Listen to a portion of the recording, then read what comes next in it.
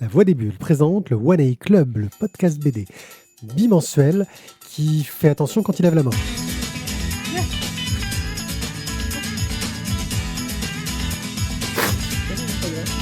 En fonction de l'angle. Alors ça c'est pour simuler un petit enfant, ça c'est pour un grand enfant. Là t'as eu toute une zone, vas-y, et là c'est dire bonjour.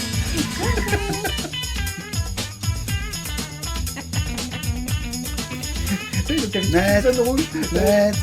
Là, pas entre les deux. Quand tu lèves le bras comme ça.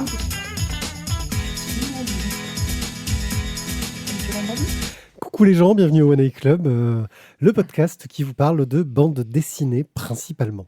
Je suis One A Pied et je suis, comme d'habitude, accompagné de personnes de qualité relative. Ça dépend de l'angle de leurs bras, justement, on en parlait tout à l'heure. Et je vais faire un tour de table dans le tour inverse de la dernière fois parce que j'aime bien me donner de la difficulté. En commençant par Nao qui s'étouffe. Ça veut dire que t'as commencé par la droite. Oui, c'est ça, exactement. Ah oui, Salut. Salut Nao. Tu nous parles de quoi aujourd'hui ? Des géants. Les géants, le tome 1 à 6 même pour être précis. Le premier arc complet. Wow. Tu nous as fait avoir de la lecture. On enchaînera avec notre cher Thio. Hello. Tu vas nous parler pas de- trompé aujourd'hui. Ouais. Des mages de Bonaparte. Tu nous vends du Un rêve. titre clivant, mais vous allez voir. Tu nous vends du Vous rêve. allez voir. C'est Vous Euh, le allez dommage de Bonaparte. Ouais. On a aussi Tizak qui va nous parler de... Le voleur d'amour. Oh, ça fait vraiment titre à l'eau de rose de merde. Mais bon. Ouais. Et moi, je vous parlerai de... Pour une fraction de seconde, on sent un truc à la XOR, tu vois. Revoyons l'action au ralenti. Le Voilà, cheval. c'est encore des références de vieux, désolé. No. Et un petit œil sur le peuple loup. Et je vais un peu tricher, mais vous verrez. On commence par vous dire que vous pouvez nous soutenir sur tipeee.com comme l'ont fait Matt Descas, Chevaux, Warloff, Stéphane, Cobal et l'archiviste. Parce que- Elon Musk. Non, il ne nous soutient pas. Et heureusement, on en voudrait et pas. je serais très emmerdé qu'ils nous soutiennent. ah, mais on refuse. Ouais, vraiment. Ben, 1 euro, je serais pas emmerdé de le refuser. Une patate, je serais pas plus emmerdé de la refuser. Alors, Ouais. et alors 100 patates, je serais 2 fois plus emmerdé de la refuser. C'est comme ce qu'il dit, tu vois, c'est dans la fatale, il dit, en fait, c'est pas l'argent qui est important, c'est ce que tu en fais. Ouais, C'est pas d'où il vient. c'est vrai. Voilà. Ah, finalement, 100 patates pour payer un bon sniper. Ouais, c'est ok. C'est intéressant. J'aime bien Il l'idée. en faut plusieurs. Bon, nous, c'est beaucoup plus non. simple. Hein. Vous Ah allez non. sur notre Oui, mais il y a site plusieurs web, sites. lavoidesbulles.fr, et vous cliquez sur les petites images qu'il y a sur les BD. Et ça vous emmène sur un site de Bubble qui vous permet d'aller acheter chez votre libraire favori. Même si Situé je rue sens des que ça va Cordeliers. changer vis-à-vis de notre libraire. Vous êtes toujours sur Bubble, vous Oui. Ouais, toujours. Ah oui ouais. Donc il nous faut rien payer, c'est ok. Ok, donc vous pouvez continuer d'aller chez Bubble pour acheter des choses au meilleur libraire du monde. Ou sinon, Voilà. c'est pas Actuel BD, c'est Canal BD. ça Canal marche BD, ça y est, maintenant, Canal BD, ça ça y est, marche Canal bien. BD. Oui, ils ont, ils aussi. ont fait des Le sites, site est tout neuf, tout beau, tout qui propre. font quelque Tout chose. propre. Et Ouais. franchement, ça Et marche il très bien. marche enfin. Ouais. Ça marche très bien, j'ai testé aujourd'hui. Ah, bah, très bien, je note pour plus tard. Et puis, parlez de nous autour de vous, parce que le podcast, c'est quelque chose de difficile à découvrir, qu'on n'est pas forcément référencé de la mort, même si ça fait 15 ans qu'on fait ça, mais que bah, si vous aimez nos blagues pourries, notre humour lourd, et nos conseils BD, ou que vous aimez nos conseils BD malgré nos blagues pourries et notre humour lourd, vous pouvez nous conseiller. Et on va tout de suite attaquer dans le vif du sujet. Le voleur d'amour de Yannick Corboz, d'après un roman de Richard Malka, qui est sorti chez Glénat pour 36 €. Absolument. Alors, nous allons suivre Adriane, qui a inexplicablement l'âge de quelques siècles, et qui écrit une lettre d'adieu à sa chérie Anna. Ils se sont rencontrés à New York, où ils vivent à l'époque contemporaine, ils se racontent, et son histoire est littéralement extraordinaire. Il a découvert, il y a donc très longtemps, qu'en embrassant, il aspire la part sentimentale, la part spirituelle de la personne qu'il a en face, en plus d'une concentration forte de plaisirs fins et intenses. Mieux, en faisant l'amour avec toutes sortes de personnes, cela décuple ses forces, cela le ressuscite presque, et surtout, ça lui donne des capacités inouïes, et il a le privilège de traverser le temps. Sa vie commence donc à Venise, au XVIIIe siècle. C'est là qu'il a une enfance pas très heureuse au final, et qu'il découvre ce super pouvoir. De Venise, il émigre ensuite à Constantinople, ensuite il ira à Paris, etc. Il ira en Afrique au passage, et de fil en aiguille, il atterrit donc à Paris avec Anna. Je ne vous en raconte pas plus. C'est donc ce Adrian Van Gogh que nous suivrons tout au long de ces péripéties. Alors cet album est une adaptation du roman de Richard Malka, intitulé Le voleur d'amour, donc publié aux éditions Grasset en 2021. Pour information, Richard Malka, son nom vous parle peut-être, c'est l'avocat notamment de l'équipe de Charlie Hebdo. Il s'est fait donc une spécialité de la défense du droit d'expression, de droit à la liberté, avec une grande majuscule, un L majuscule, pour l'ensemble de la société. C'est un thème si actuel et si ancré chez l'auteur qu'il transpire en filigrane tout au long de l'histoire, avec des enjeux, des limites personnelles, jusqu'où la liberté de vivre de notre personnage principal commence et s'arrête. Son échappée en littérature vient interroger donc le libre arbitre, la force et la légitimité du désir, l'accomplissement personnel, ce qui le rapproche de la légende et du conte. Pour ce long album, qui représente quand même 185 planches, Yannick Corboz, qui prend la casquette de dessinateur, adaptateur, etc., redonne vie à ce héros tragigothique et nous fait voyager en terre connue, mais aussi inconnue, dans des endroits qui ne sont pas tous matériels. Dans cet album au graphisme absolument éblouissant, l'amour est à la fois une quête et une malédiction.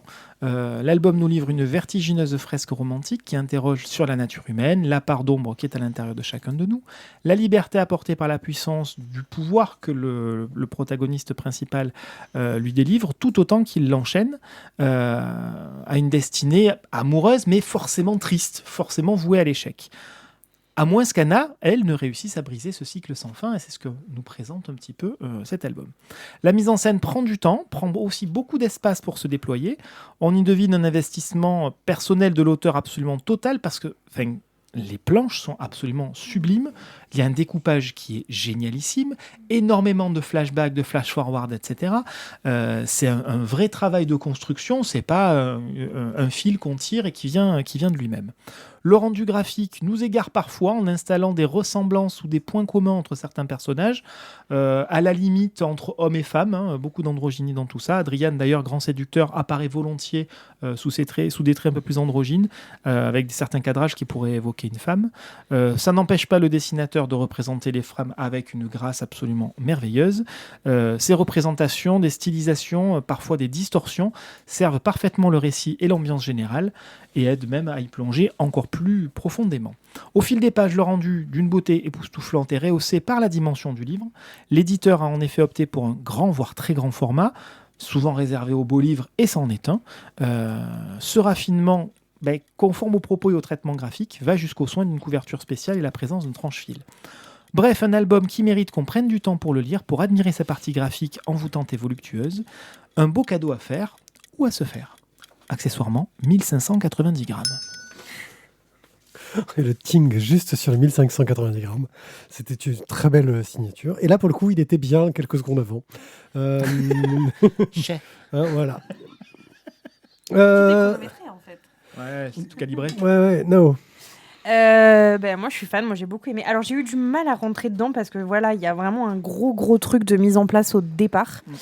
Mais alors moi il y a deux choses qui m'ont vraiment perturbée, mais dans le bon sens. La première chose, c'est le texte en lui-même que j'ai trouvé hyper bien écrit. En fait, j'avais vraiment l'impression de lire du roman. Parce qu'en fait, on lit une lettre, du coup, parce qu'il s'adresse à sa compagne, du coup, en lui expliquant sa vie. Et j'avais vraiment l'impression de lire le roman, mais en fait, on n'était pas comme dans de l'adaptation pure et dure ou du roman illustré. Je trouve que le texte était vraiment sublime, en fait. Le boulot d'adaptation, absolument incroyable. Donc j'avoue qu'au niveau du texte en lui-même, voilà, moi, ça m'a vraiment ça m'a ému, ça m'a touchée et ça a fait vibrer beaucoup de poésie à mes oreilles, donc ça m'a fait beaucoup de bien. Et le jeu des couleurs avec les dessins, les belles ambiances, il y a un truc très voluptueux, alors que voilà, quoi, c'est une histoire d'amour un peu compliquée, un peu impossible. Et voilà, après, voilà, il y a beaucoup de choses. On ne sait pas trop si c'est un succube, justement, où il y a peut-être un petit côté vampire aussi. Oui, c'est et en fait, donc on est à mi-chemin entre les deux. Oui, c'est ça. Et en même temps, en fait, on s'en fout, c'est pas le cœur du truc. Lui, il raconte sa vie. Exactement. Et le fait que ce soit fantastique, on s'en fiche complètement. L'important, c'est l'histoire, c'est sa vie, ce qui s'est passé, comment il en est arrivé là, pourquoi est-ce qu'il est tombé amoureux, et comment, et de qui. Et c'est très, très beau. Et alors, voilà, donc... Alors, c'est quand même un truc, moi, j'ai trouvé pour gros lecteurs, parce que comme je vous disais, il y a eu un truc très dense au niveau du texte, mais moi, je l'ai trouvé vraiment très, très beau, ce texte-là. Et une fois que je suis rentrée dedans, mais impossible de le lâcher, et je l'ai défoncé d'un seul coup, et en fait, sublime. Enfin, je me suis régalée, vraiment, j'ai beaucoup aimé. Moi, je trouve que voilà, la partie texte nous transporte. On rentre dans le bouquin en se posant la question de « Mais alors, c'est quel type de créature ?» Oui, c'est ça. Et très rapidement, la problématique est évacuée. Oui. Très rapidement, on se concentre sur le personnage, sur ce qu'il a vécu, sur ce qu'il a amené à ce niveau-là. Puis finalement, dans quel état d'esprit il est réellement. De temps en temps, en pointillé, on a le point de vue d'Anna. Ce qui est très intéressant aussi parce que ça permet de créer des respirations. Oui, un peu de relief. Un peu de relief et surtout de repositionner la problématique générale qui nous rappelle quand même qu'il est dans une époque contemporaine, qu'il annonce tout un tas de choses en début d'œuvre et on voudrait savoir comment cette énigme-là, cette histoire-là va se résoudre. Donc c'est extrêmement bien monté, ce que je disais tout à l'heure, beaucoup de flash-forward et de flashback et c'est fait vraiment de façon très intelligente. La construction narrative, moi j'ai trouvé très intelligente. Exactement. En fait. Et alors vraiment, du coup, on navigue aussi dans les ambiances stylistiques différentes, puisqu'on navigue à travers les époques, et du coup on passe d'un Paris moderne à l'ambiance du sultan machin, c'est vraiment génial, et on y croit tout de suite. Ouais. Après le travail sur les couleurs est génial. Fabuleux. Thio ? Attention à ce que tu dis. Alors je vais pas dire grand chose. Moi ça m'a fait penser au début de Lestat, à Lestat le vampire. En fait. Entretien qu'un vampire. Entretien où tu as du coup Lestat qui va te raconter en fait sa vie. Et si j'avais eu le choix quand j'étais jeune, mais en mieux. En bien et en moins long. En bien, moins long. Après, j'ai lu. Anne Rice, tu as beaucoup lu. J'ai beaucoup lu Anne Rice, mais je trouve que c'était mieux en fait, parce que d'une part. Au départ, tu penses que c'est un vampire. Parce que du coup, tu te dis très vite, ok, il te dit qu'il a déjà vécu. Tu fais, oh putain, ça sent le vampire arriver quand même. Et quand il te raconte son histoire, tu passes à autre chose, quoi. Et finalement, c'est super poétique. C'est beaucoup plus malin. C'est plus malin, effectivement, parce que tu tombes pas du coup dans la caricature du vampire. Et tout se mène vraiment. C'est fluide, c'est beau. Graphiquement, mais c'est à tomber. Exceptionnel. Moi, je vous le dis, je l'avais déjà mis même sur le conducteur. C'est un coup de cœur, j'assume, totalement. C'était exceptionnel. D'ailleurs, du coup, je repars avec, je voulais pas le dire, mais voilà. Non, par contre, non, si, excuse-moi, je te coupe avant que tu dises ton truc. Le seul truc chiant, c'est un beau livre, c'est bien, c'est lourd. Le problème, c'est trop grand, format. Ça te nique ton rangement. Ouais, c'est bon, maintenant on est habitué au grand format. Je m'en fous. Je dis juste que ça nique le rangement. C'est tout. C'est pour ça qu'il le laisse Thierry. Tout le monde a une étagère spéciale grand format. Ouais. Oui, mais au-dessus, des trucs qui n'ont rien à voir à côté. Oui, mais alors pas qu'ils sont grands. J'ai que des étagères grand format renforcés. Le problème, c'est que le grand format, même sur le grand format, ils ne sont pas d'accord. Parce que quand tu mets des étagères grand format, c'est bien, tu as et puis tu as hop. Oui, des tailles très variées. Hop. Non, mais merde, voilà quoi. C'est mon coup de gueule du soir. Bonsoir. Moi, sur l'histoire, ça m'a fait penser à une sorte d'enfant entre Entretien avec un vampire et Le Parfum. C'est dans la narration, je trouve qu'il y a une façon de décrire la description des odeurs qui est très présente en fait, qui est très présente et qui est plutôt bien faite. Ça m'a beaucoup plu. J'ai trouvé l'histoire intéressante. J'ai pas autant accroché que vous, hein, je vous le dis tout de suite. Ça reste tu mettras un coup de cœur comme tout le monde. Un excellent bouquin. J'ai regretté que parfois il n'y ait pas assez de place pour des silences. Des moments de... parce que le dessin est magnifique et aurait mérité que parfois on ait le dessin et qu'on n'ait pas du texte pour l'alourdir, qu'on ait des respirations narratives et graphiques. Parce que vous le dites, hein, le texte est bien écrit et il est intéressant, mais il est très présent et parfois... heureusement qu'il est bien écrit, parce que sinon, ça serait vraiment lourd. Ouais, mais il est bien écrit. Mais il est bien écrit, c'est ce que je dis. Donc, oui, en même temps, tu as dit, vous l'avez dit, je ne l'ai pas dit. Déjà, tu ne dis pas ça. Voilà. Moi, je n'ai pas dit qu'il y avait trop de texte. Mais toi, il te dit toi. C'est pas faux. C'est vrai. Donc, voilà, c'est un... Très audiophonique, la description des tailles de baies dans les étages, bravo. Me dit-on dans les commentaires. Voilà. Il y a des grands, il y a des petits, il y a des larges, il y a des gros, excuse-moi. Titre. Voilà. Tout, vous serez tout sur le zizi. Voilà, et ben oui. Voilà. Putain, au niveau rêve, ce soir, on est quand même sur du récent. Hein. Voilà, donc j'ai adoré la typo sur la Sinon, couverture. Pompidou, il se représente ou pas? Je crois qu'il est mort, il me semble. Donc, ça fait partie de ces bouquins. Je suis un peu emmerdé parce que j'ai vraiment beaucoup aimé à y réfléchir avec le recul. Hein, parce que souvent, moi, c'est le recul sur la lecture qui me fait me dire est-ce que je m'en souviendrai? Et en fait, je ne suis pas sûr que le souvenir me reste de ce livre-là. Et je ne vous saurais pas là-dessus, même si je comprends tout à fait les raisons Même le qui. souvenir du dessin. Ouais, non, ça m'a pas. Enfin, j'ai trouvé ça beau, mais ça m'a pas autant. Juste l'édition, la qualité de l'édition. Ah, l'édition est top. Parce Non, qu'on mais- peut parler aussi de la qualité de la couverture. Hein. Non, mais là, je vous parle. Regarde, écoute. Je vous parle avec le cœur que je n'ai pas si je vous écoute. C'est un bouquin que j'ai trouvé très bien, mais pas au point de m'embarquer complètement à 100%. J'ai montré. quoi. Voilà. J'ai montré. En tout cas, Mais il il y est a tout. fortement Il y a recommandé Il y a partout. attends, je suis désolé, il y a du cul, il y a de la violence, il y a des morts, il y a tout, quoi. Qu'est-ce que tu veux de plus? Il y a de la beauté, il y a de la poésie et de Ah, l'aventure. sérieux. Ah, mais c'est quoi? J'ai quoi- pas, c'est j'ai quoi pas, que j'ai tu pas d'âme. chroniques J'ai pas C'est d'âme. pour une fraction de seconde. Ouais, il va me le démonter. Eh ben, je suis content de sais. pas avoir mis un coup de cœur Tu dessus. sais quoi? Moi, j'ai sais. mis un coup de cœur, je vais te le démonter quand même. Mais comme vous êtes mesquin, c'est pas Totalement. possible. Le voleur d'amour de Yannick Corbos, d'après Richard Malka, chez Glénat, pour 36 €. C'est donc un coup de cœur, félicitations. Pour nous, en tout cas. Mais vous avez de très bons goûts. On sait.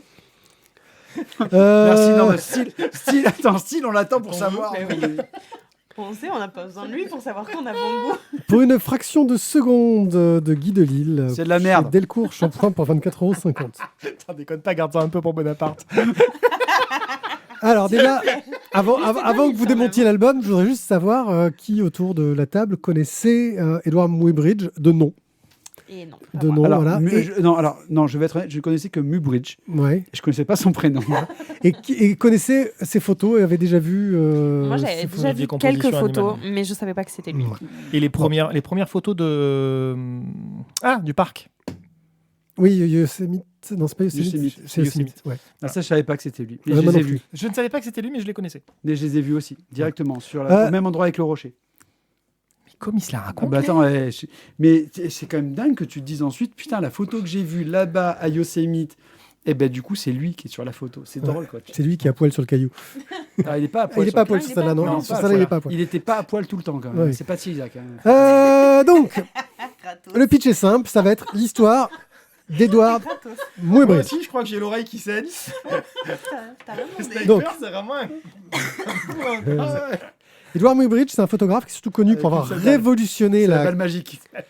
Donc, surtout connu pour avoir révolutionné la captation du mouvement avec des prises de vue de chevaux et d'autres trucs qu'il a fait après. Mais on oublie souvent qu'il a aussi commis un assassinat, fréquenté les créateurs et les intellos les plus en vue du 19e siècle, de la Suisse jusqu'aux USA, et qu'il devait avoir un peu un pet au casque. Ah non, mais c'est pas peut-être, c'est sûr. C'est sûr. Voilà. T'es Euh, ravagé. C'est sûr.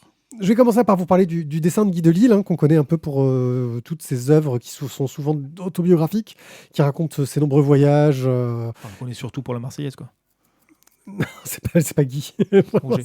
Voilà. Donc il conserve un peu ce style qui a fait sa renommée, qui reste un style très simple, avec des traits qui sont plutôt géométriques.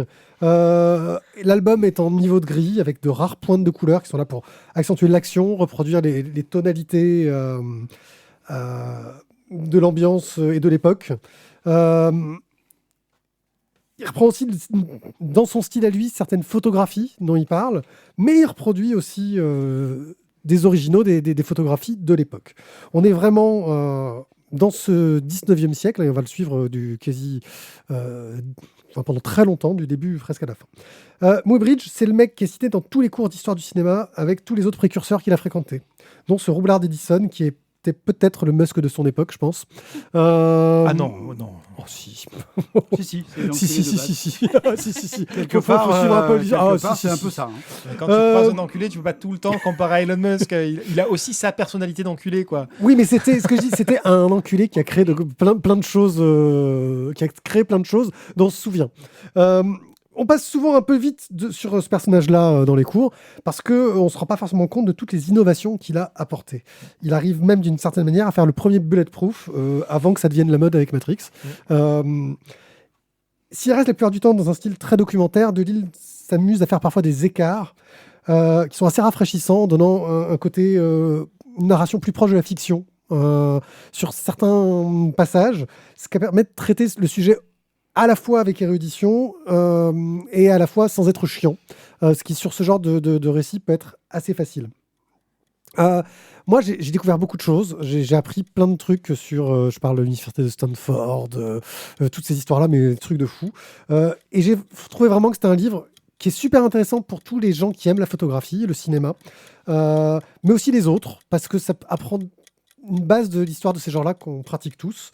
Et c'est un destin inattendu, plein de surprises. Moi, j'ai trouvé que c'était un bijou. Et effectivement, moi, je lui aurais mis un coup de cœur, mais vous allez me démonter, je vous connais.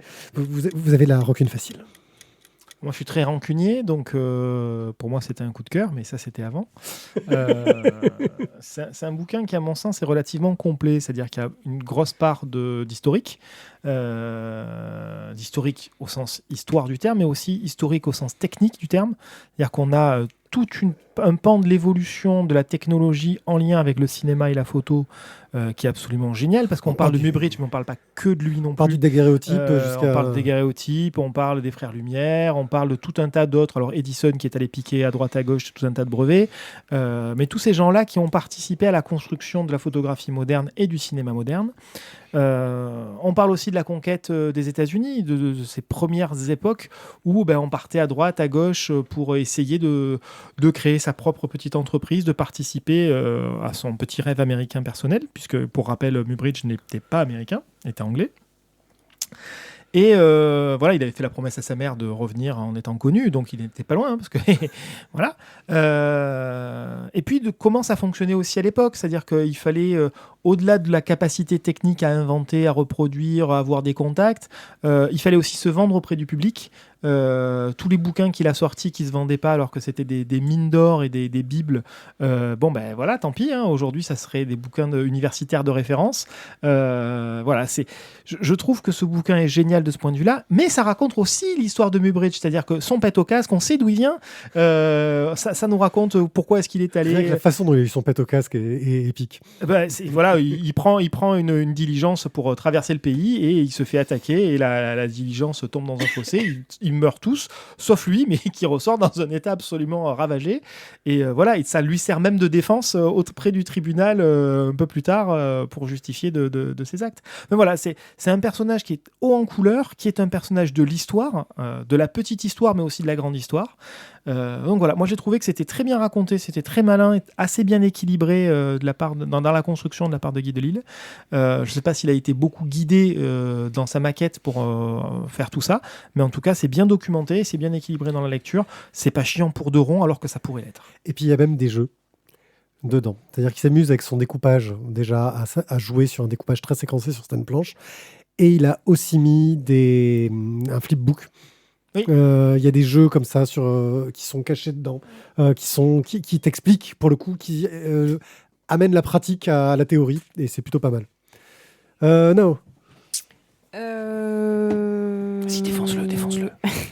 Alors moi je mettrais pas un coup de cœur parce que ça n'a pas été un coup de cœur particulier parce que oui, ça à la fin, le dessin de Lille je le trouve joli mais me touche pas particulièrement. Je le trouve très efficace, très bien fait, mais ça m'émeut pas.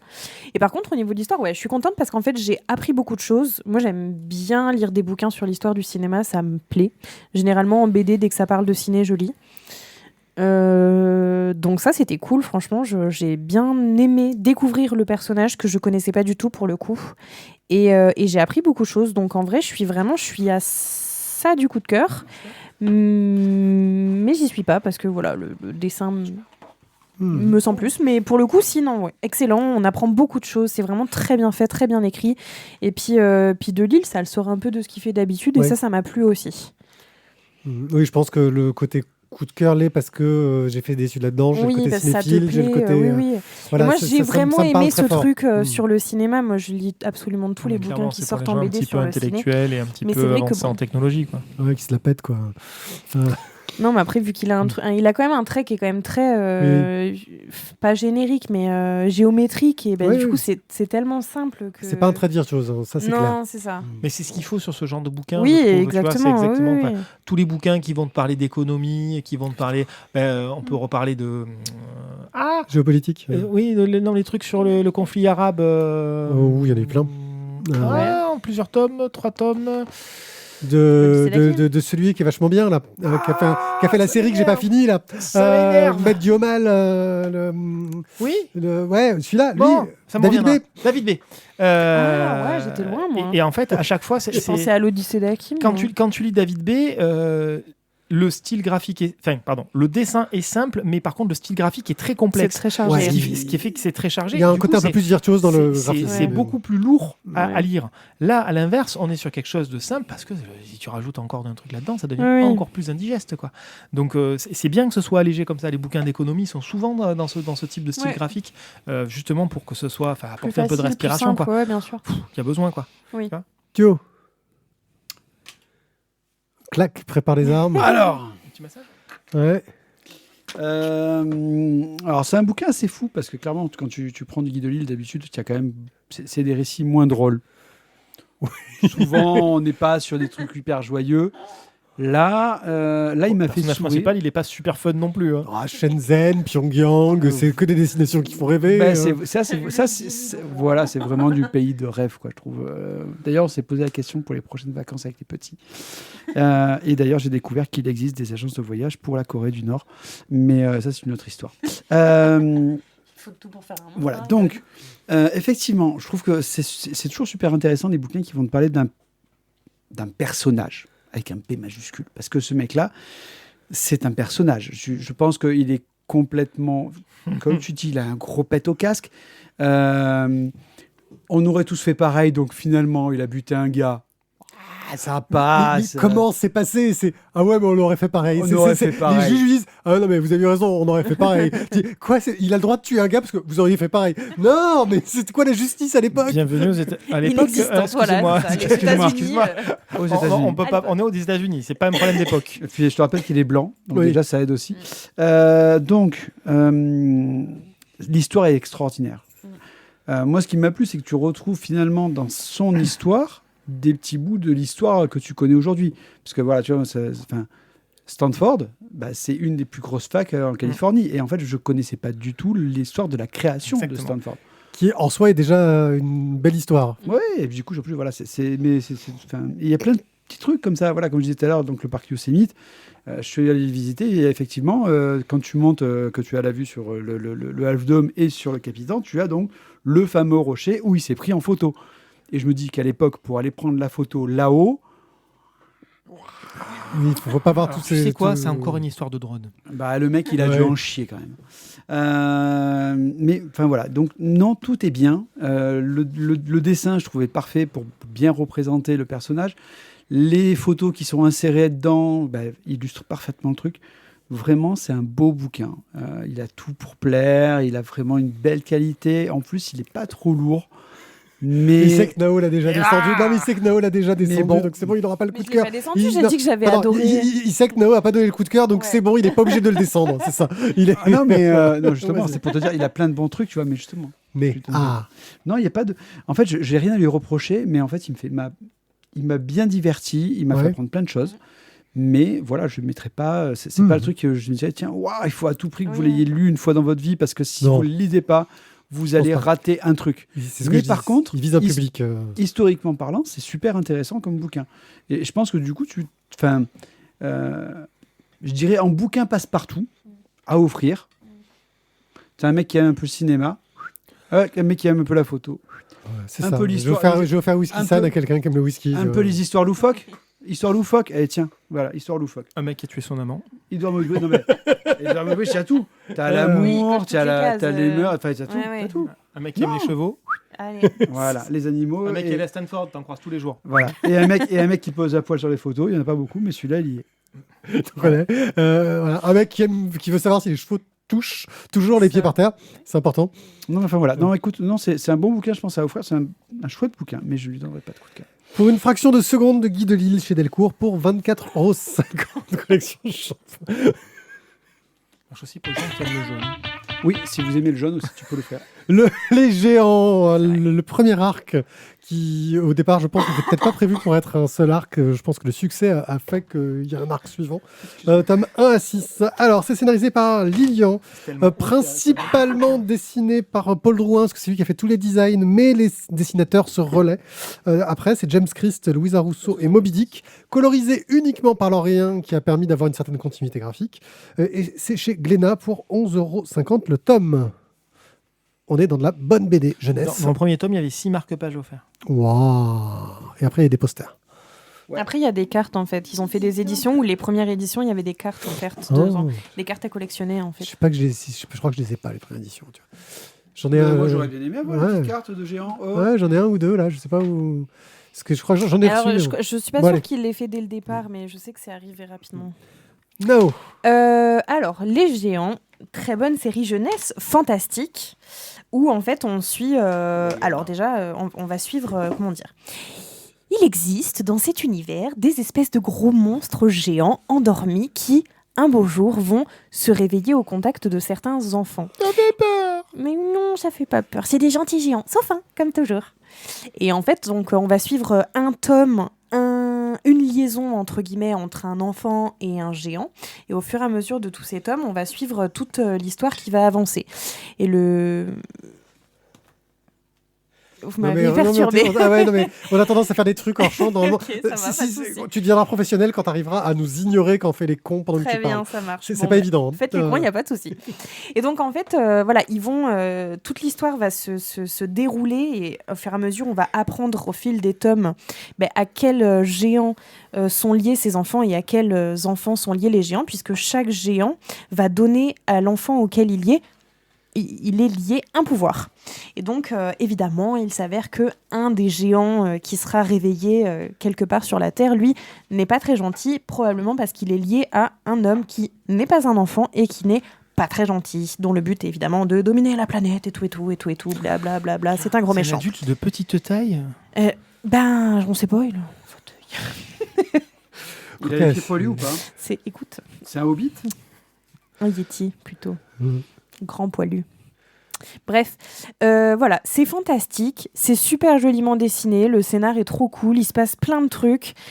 Plus tu avances dans l'histoire et plus tu découvres et les géants et les enfants et les pouvoirs et l'intrigue en fait de comment est-ce que les géants un petit peu sont arrivés et comment est-ce qu'ils vont aller défoncer le gros méchant.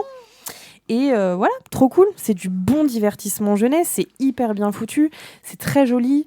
Moi, les couleurs me plaisent aussi parce qu'elles sont assez chatoyantes. Chaque album a vraiment une identité graphique parce que chaque géant a un espèce de domaine. Il y a un géant de la forêt, il y a un de l'eau, il y a un de la terre. Et à chaque fois, c'est lié avec des enfants qu'on va retrouver dans certains endroits du monde. Hein. Et voilà, trop cool. Moi, je me suis régalée sur les géants et la série continue. Et il s'avère qu'elle est très très chouette et qu'elle se passe une dizaine d'années, je crois, après la fin du premier cycle. Voilà, donc très très cool. Enfin, moi, coup de cœur perso, franchement, en jeunesse. Ah ouais, carrément. Ah ouais. Mais oui, parce que je me régale en fait. C'est-à-dire que chaque tome sort, je le lis tout de suite. Je trouve que c'est bien foutu, c'est divertissant, ça se lit hyper bien. Et puis c'est rigolo, quoi. C'est bien fait. Tu vois Il est resté bloqué sur les marque-pages. Ouais.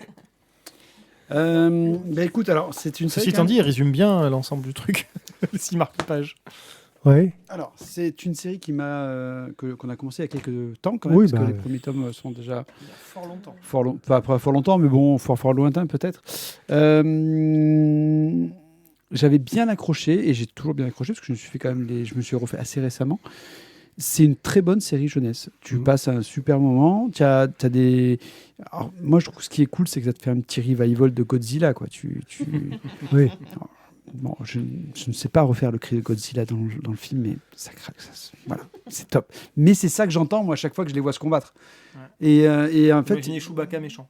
Ouais, mais finalement, quand tu les regardes, c'est là où il y a plus que dans Godzilla, c'est que tu as des géants, oui, qui sont là pour combattre, mais ils ont chacun leur type de pouvoir et tout. Et en plus, tu as les gamins, et donc tu as une vraie, un vrai scénario derrière, et c'est pas juste Godzilla qui sort, qui pète tout, ou Godzilla qui va du coup sauver le monde parce qu'il y a le King Kong géant, ou la loutre sauvage, enfin voilà quoi. Là, au moins, tu as une vraie histoire, et je trouve que c'est...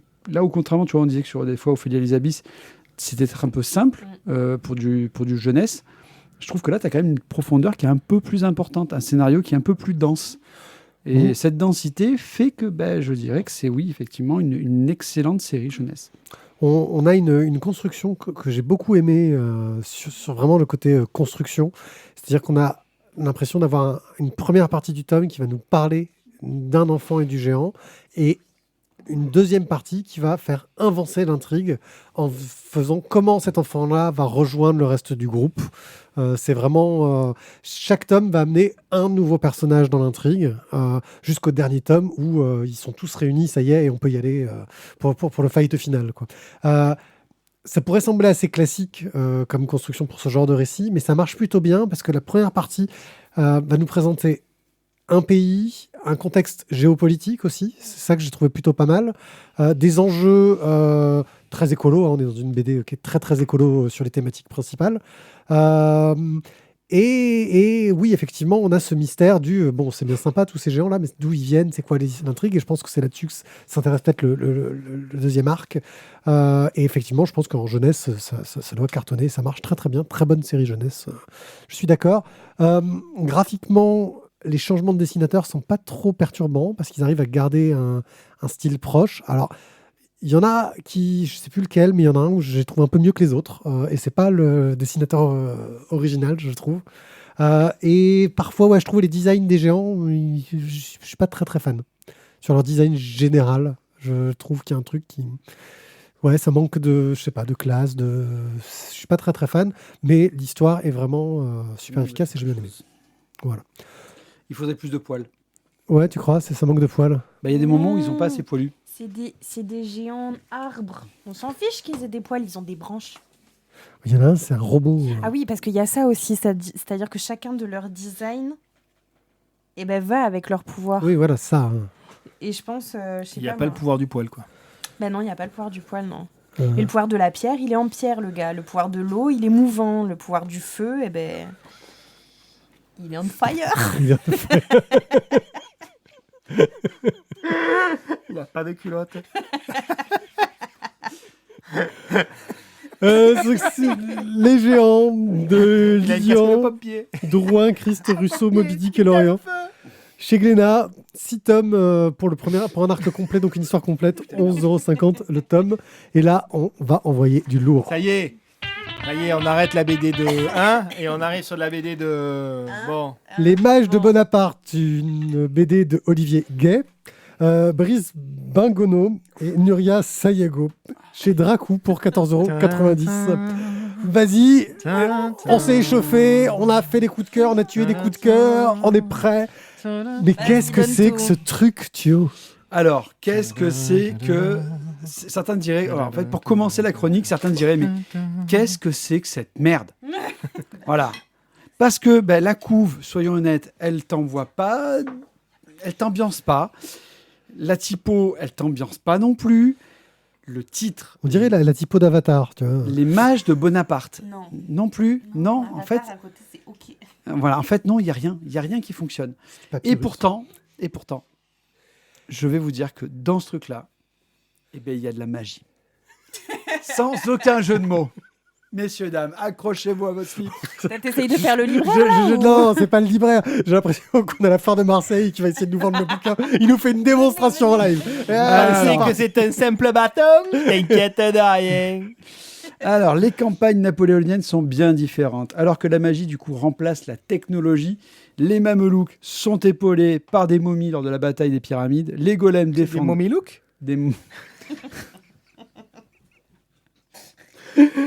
Vas-y, essaye de Les golems défendent... Même lui, il en peut plus de sa blague. Tu sais que moi, t'as le look coco. Voilà. Les golems... Les looks. Les mamelouks... Mes looks, t'as le look. Les golems défendent Prague. C'est quoi la Baba Shoko Yaga. Timer tu mérites de pouvoir. Baba Yaga donc est en Russie et Bonaparte, lui, il a des mages à la place de l'artillerie.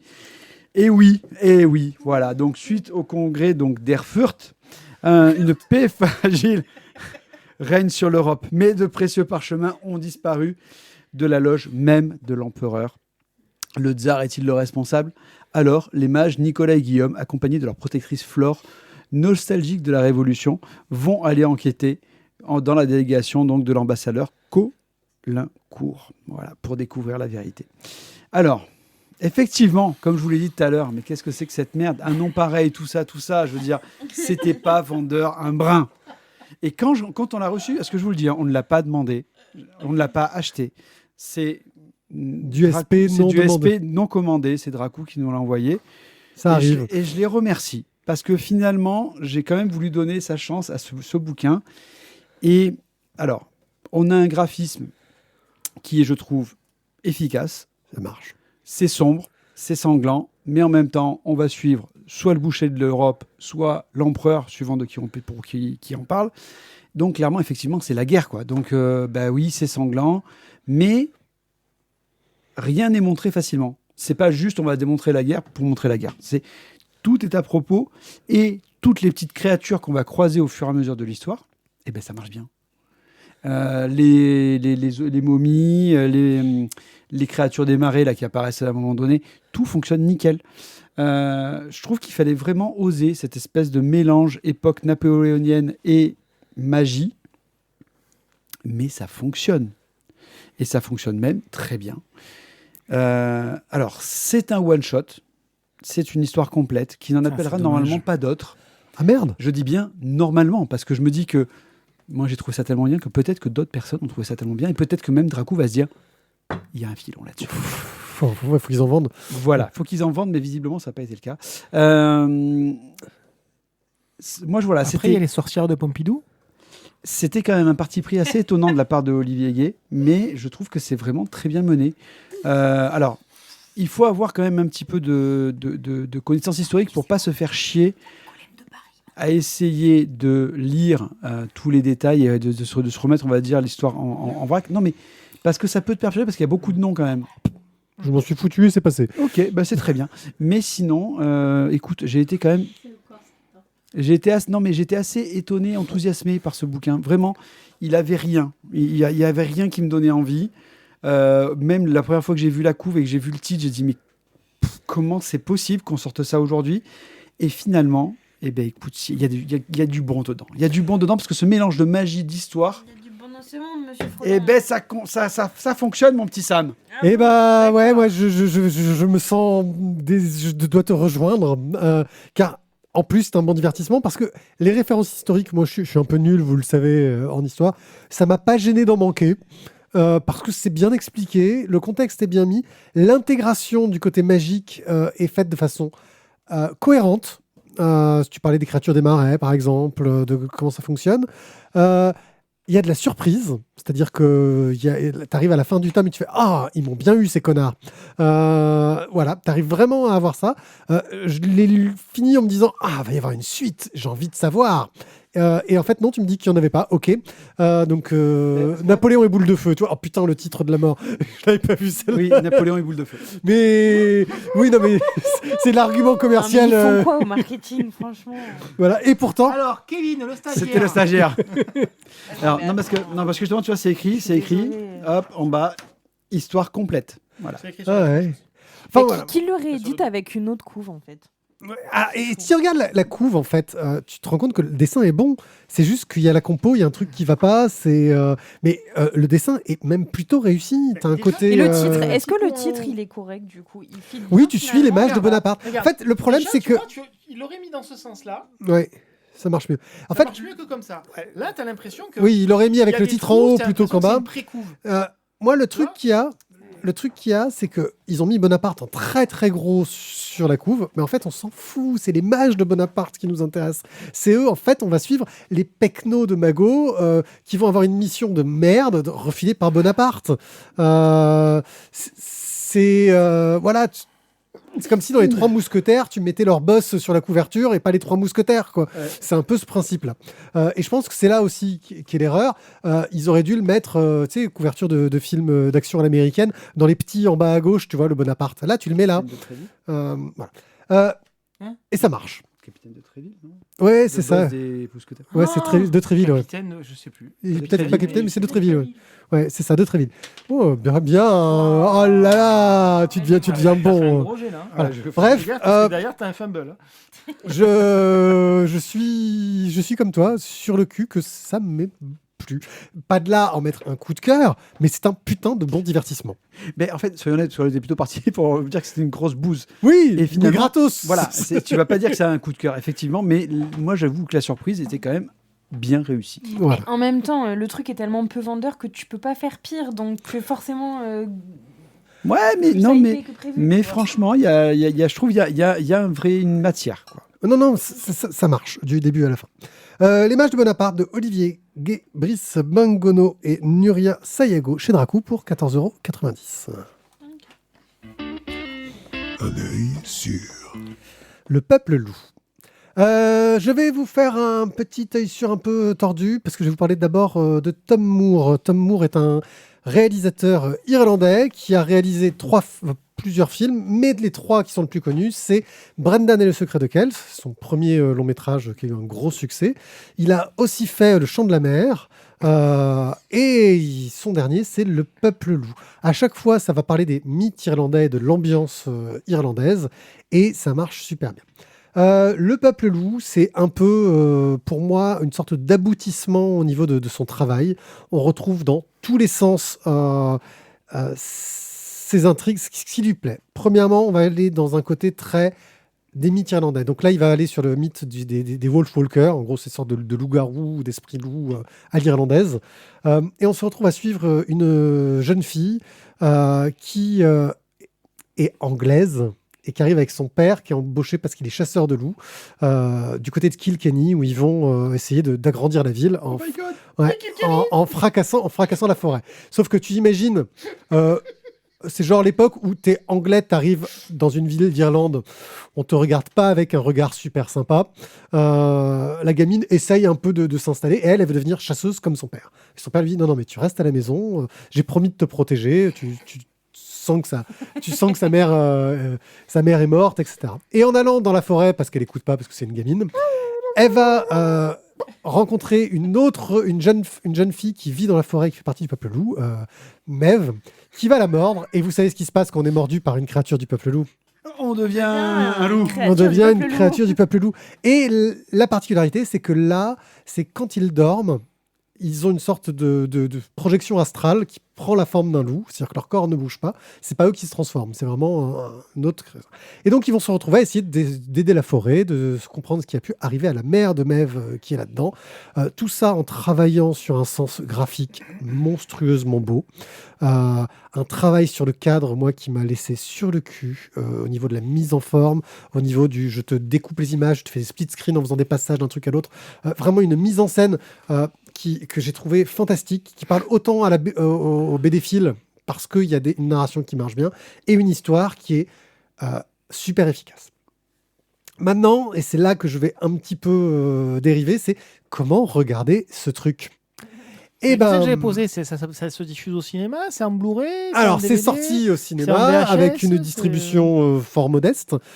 Faut savoir que ce mec-là a déjà été nominé, alors qu'il a fait que 3 gros films, plusieurs fois aux Oscars, parce que ces films sont reconnus par la profession, techniquement, narrativement. C'est de l'animation traditionnelle avec un peu de 3D derrière.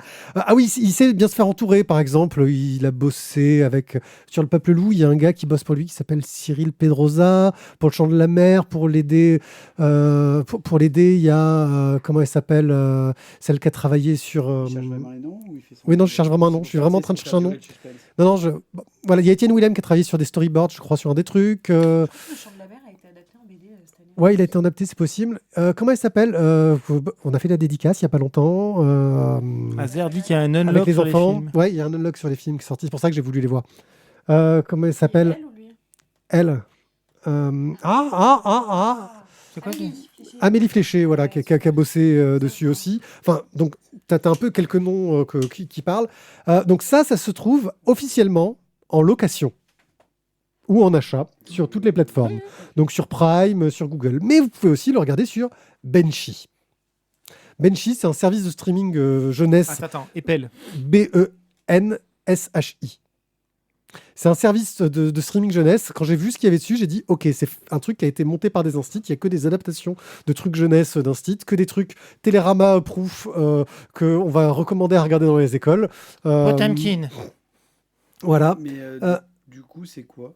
Ah oui, c'est ça, c'est bien chez Nobi le chant de la mer en tout cas. Ouais. C'est quoi le Benchy? C'est une plateforme, tu peux t'abonner via. C'est vrai, non, mais, oui, C'est C'est payant, un Netflix. gratos. Oui, alors il y a 30 Non, jours mais gratos. Non, parce que tu as dit c'est une plateforme d'un site.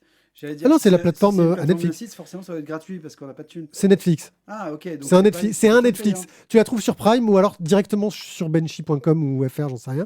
T'as 30 jours gratos. Moi, je me suis mis sur les 30 jours gratos pour voir ce que ça donnait. En revanche, Benchy, comment dire, quand l'image elle bouge très très vite, merci les pixels. Vous Voilà. l'avez téléchargé ou pas? En tout cas, pas. Je l'ai regardé via Prime. Parce que je me suis mis les 30 jours. Tu sais, avec Prime, tu peux t'abonner à plein de trucs derrière. J'ai été un petit peu déçu par la qualité du service. Alors, je sais pas si c'est parce que je passe par Prime ou si s'ils ont le même service derrière. BENSHI. En tout cas, ils ont un catalogue plutôt intéressant. Mais je pense que si tu pars sur des vacances, tu en fais vite le tour en un mois. Et tu as vu ce qu'il y avait à voir d'intéressant avec tes gosses. Et tu peux te désabonner. Et donc, ne rien payer. Et tu peux même te désabonner avant d'avoir. Avant de t'être inscrit. Non, tu t'inscris, tu dis tout de suite, je ne payerai pas à la fin du mois. Voilà ce que j'ai fait. Donc voilà, je vous recommande benchy.fr, c'est ça, dire Randall Flagg. En tout cas, je vous recommande. Le Peuple Loup est un putain de chef-d'œuvre du film À partir d'animation. de quel âge? À partir de quel âge Maëline l'a vu, donc c'est du 6-7 ans, je pense que ça passe tranquille. Un petit peu avant, il y a des trucs qui peuvent faire un peu peur. Maintenant, ça reste quelque chose de... Ouais, il y a quand même une bonne scène de fight à la fin qui déchire. Donc ouais, ça peut y avoir un petit côté un peu violent, mais... Ça déchire les entrailles ou Non. Ah, voilà. Il n'y a pas de gros sang violents, etc. Mais voilà. Ayez l'occasion de le regarder, c'est une... Et le grand méchant renard sur Benchy. Ouais. Donc c'est bien. Donc c'est bien. Voilà. Donc, Le Peuple Loup de Tom Moore, que vous pouvez trouver chez Benchy, donc, ou en location sur différents services. Voilà. Ça s'achète? Ça se trouve en Blu-ray, DVD? Oui, ça doit pouvoir se trouver en Blu-ray DVD, très probablement. Alors, Blu-ray, non, parce que Sony ne fait plus. Non, ils font plus les vierges. Ils font plus les vierges, Sony. Enfin, il y en a plein qui ont arrêté les vierges. Voilà. Ils ont sacrifié toute leur chaîne de vierges en Blu-ray chez Sony. Inch'Allah. Bon, bah merci de nous avoir écoutés. Eh oui. C'est encore une C'est pas ma femme. émission de qualité. J'espère que vous avez passé un bon moment avec nous. En tout cas, nous, on a passé un bon moment ensemble. Enfin, même si on s'est un peu déchirés les uns les autres, nous sommes tous retrouvés avec les mages de Bonaparte. Nous deux, en tout cas. Nous deux, en tout cas, voilà. Nous, on a regardé votre entrain. Oui, non, mais c'était... Et moi, je continuerai à le regarder de l'extérieur. Tu fais aucun effort. T'es curieux? Ouais. J'ai tellement d'autres trucs à lire avant Oui, de me clairement. piquer de curiosité pour ça. Il aurait fait 200 pages de plus, il aurait tenté. Tu vois, voilà. Moi, déjà, le ratio prix-page m'intéresse pas. Ouais. Mais là, il n'y a pas de ratio. On nous l'a offert. Il n'y a pas de race, ouais. Vous pouvez donc nous retrouver pour Nao sur Nao_Migurumi sur Instagram, Thio sur la galerie de Mathieu aussi sur Instagram, et moi OneAPie sur la plupart des réseaux sociaux, et parfois La Voix des Bulles, parce que c'est des trucs plus corporate, parce que des fois je suis corporate, c'est comme ça. Ouais. Parfois, tu fais un effort. Voilà. Et puis surtout lavoidesbulles.fr où vous retrouvez toutes nos émissions, vous pouvez laisser des commentaires et D&D sur et YouTube, comme ça vous regardez Voilà. un peu les vidéos, vous voyez nos têtes, tout ça. ouais, on est sur Et YouTube. comme on fait plein de blagues qui sont pas audiophoniques, paraît-il. Parce que vous êtes des fois vous faites pas Genre d'efforts. Kilkenny, quoi. Voilà, vous faites pas d'efforts. Non, désolé, Non, Randall. nous fait une proposition. Mais non, je vais décliner. Le salut muskien n'est pas pour moi. Voilà. Kenny, oui. Oh my god, c'est Kilkenny. Voilà, Kilkenny, c'est pas le nom d'une bière. bière c'est- aussi, oui. voilà. Et justement, alors tu vois, c'est que quand tu buvais des bières, tu refaisais South Park, c'est enfer. Voilà. Bon, Ouais, c'était long, des longues soirées au pub. bon, bien, un hommage, c'est longue soirée au pub. Ben, avec de la Kilkenny. ou de la Guinness, Il fallait alterner. ou de la Wild Scotch aussi. Ouais, c'est bien. Ouais, aussi. je buvais de la crique aussi. Ouais, où il y avait la Viper aussi. Quand c'était la Viper, ouais, c'est vachement ça. Enfin bon, on va pas. Voilà. Le Dracula Merci qui à se- tous de Vive la nous avoir Guinness. écoutés Yeah. et on se dit à très bientôt. Ciao, Ciao, ciao. ciao. Guinness Power. Ah oui, des BD et des glaçons, c'est vrai, je suis d'accord avec Azertov, il faudrait qu'on en refasse. Mais en fait, on a un problème de montage. C'est que, c'est que le service technique ne suit pas notre capacité créative. Donc, Même quand on en a qui sont. bah oui, c'est stand-by, ça. hein. C'est ça, ils sont en stand-by de montage. Parce que nous, en fait, avec Isaac, on est ultra créatifs. On Nous, a on des tourne, hein. idées. Nous, on tourne. On tourne, nous, on a des idées, on a des idées. Nous, on tourne quoi. Et puis, puis même des fois, on a des. Ouais.